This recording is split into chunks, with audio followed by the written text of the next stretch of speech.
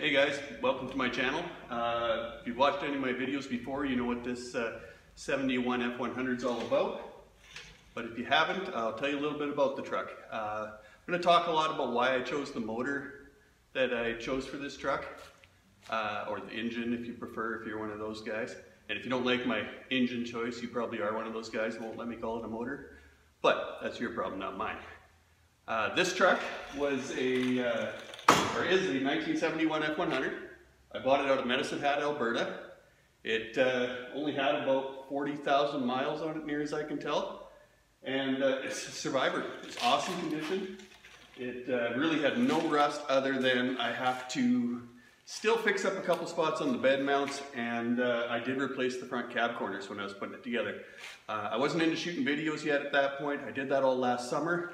I chose this truck because I bought the truck for $3,000, and like I said, I was just looking for one that was really solid. Now the truck originally came equipped with a 5-liter or 302 V8 with a 3 on the tree, and it ran pretty good. It leaked oil absolutely everywhere, and the 3 on the tree, well, kind of fun to screw around with. The clutch was completely shot, the brakes were terrible, even with the low mileage, the steering was pretty wore out on it. So I took the truck completely apart. Pulled all the front end off of it, stripped the motor and the transmission out of it, and took all the front suspension out and put in a Crown Victoria front suspension. That was last year. I was off work for about 7 weeks, just between jobs. That was kind of by choice. I was just taking a break. And I didn't want to spend a ton of money building the truck, but I've always wanted a truck. Truck like this. Originally, well, my grandfather owned a Ford dealership when I was little, so I've been in love with Ford trucks ever since. He sold that when I was young, and it didn't stay in the family, unfortunately, because I think I'd probably really enjoy that. But that's the story of why I love Ford trucks. Now, with the Crown Victoria front suspension, gave me lots of room to put in whatever engine I wanted. It was a blank slate. I thought about adding fuel injection to the 302, and then I also would have needed to do a lot of other things to make it make any real power, probably a cam swap, head gaskets, springs, you know, would have had to completely disassemble it, fix all the leaks, everything else, and I still would have been left with a 3-speed standard transmission that sucks. And, you know, I still would have drove like an old truck, right? Would have had the new car steering and the brakes, but honestly, a stock 302 is not exciting. I wanted fuel injection because I want my kid to be able to drive it. My oldest kid, I've got 3 of them. Also why I couldn't spend too much money. You know, I wanted it just to be a great daily driver that anybody could hop in and go. And really the truck, that's what it's turned out to. So what I did is I found a truck that was pretty much absolutely destroyed as far as the body. It was caved in on one side, and it was a work truck, but it looked like it was pretty well maintained. And I ended up picking that guy up for $700. It was a 2001 GMC 2500 HD, extended cab, long box, 2-wheel drive work truck, plain as they come, all beat to crap. And yeah, I brought that home. It seemed to run good, and you know, had a lot of issues. That was good on my end because I was able to talk the guy down from I can't remember, he wanted $1,500 for it, and I left with it for $700. It was on the trailer. We were out of there. I was super happy. So I got that truck home, pulled the motor, the transmission, the wiring harness, all the accessories, power steering pump, alternator, and like I said, the harness, everything. I thought I could use the rad maybe, but it turned out to be a little bit too wide. And I plopped it all in there, and you know what? It wasn't a lot of work. There's a reason these guys are doing these LS swaps, which this one's a 6-liter 4L80E transmission, just in case you didn't know. It's just, they're easy. Really, here, I'll show you guys. Hang on. Cut you loose here.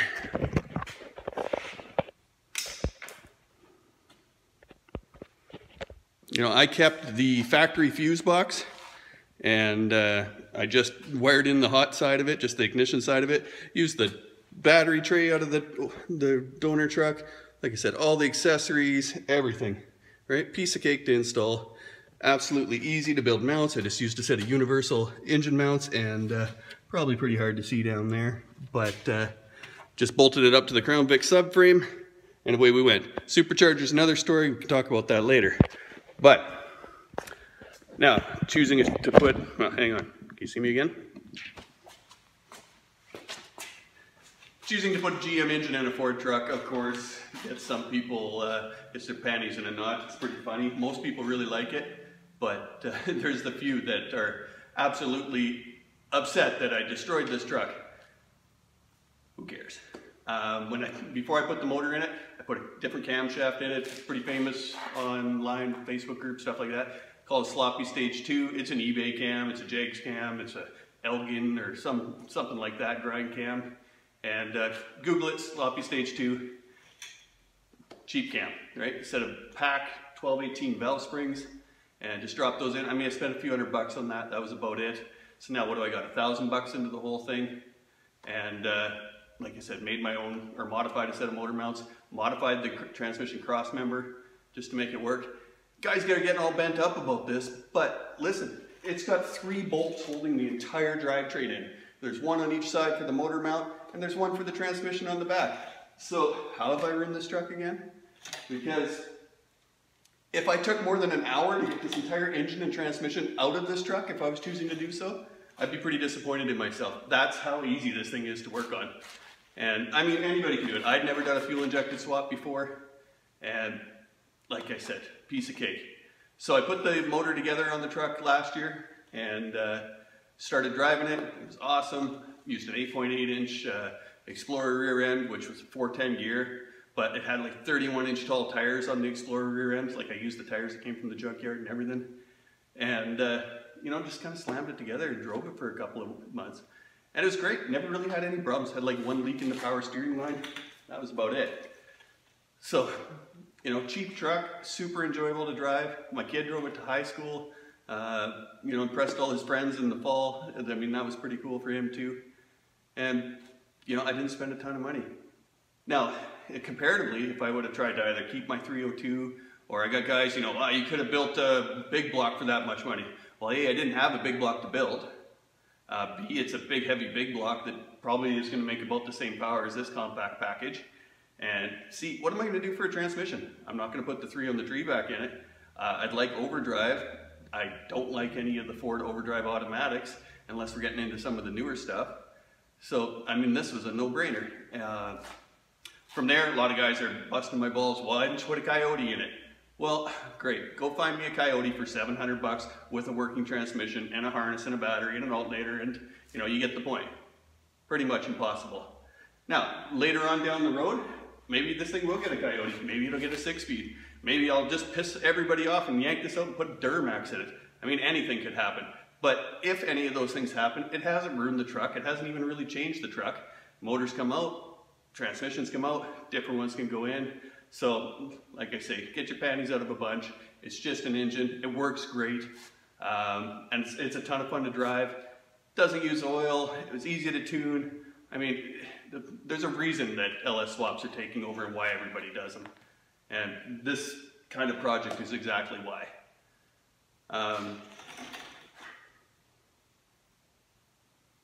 From there, I was on Kijiji, which if you're not from Canada, is like our Craigslist in the States. And I found a Suburban that I'm just always looking to see what's out there, and you know, in case you get any ideas and see what you stumble upon. So I found a Suburban, or a Yukon XL, I guess it is, and it was only $2,500. Leather, you know, looked like a decent truck. And reading through all the description on it or whatever, in the very last line it says supercharger, right? Just listed in there with the list of features. So I'm like, supercharger, hey, let's check this out. So I called the guy up. He says, I'm not home. The truck's not with me. I moved back to Ontario, but the truck's sitting there, and if you want to go look at it, I'll arrange for you to be able to look at it. So that was great. Talked to his friend, got a look at the truck, and yeah, sure enough, here it has a supercharger on it. It had a fresh rebuild on the transmission, which is a 4L60. Not really important to me, but good. I should be able to sell that if I ever get around to pulling the rest of the truck apart. Had a good run in 5.3. Had headers on it, and so I took the headers and the supercharger off of it and plopped them on this thing in a weekend, right? And I mean, I bought that Yukon XL for $1,800. You know, it was on the trailer. I didn't care about anything else.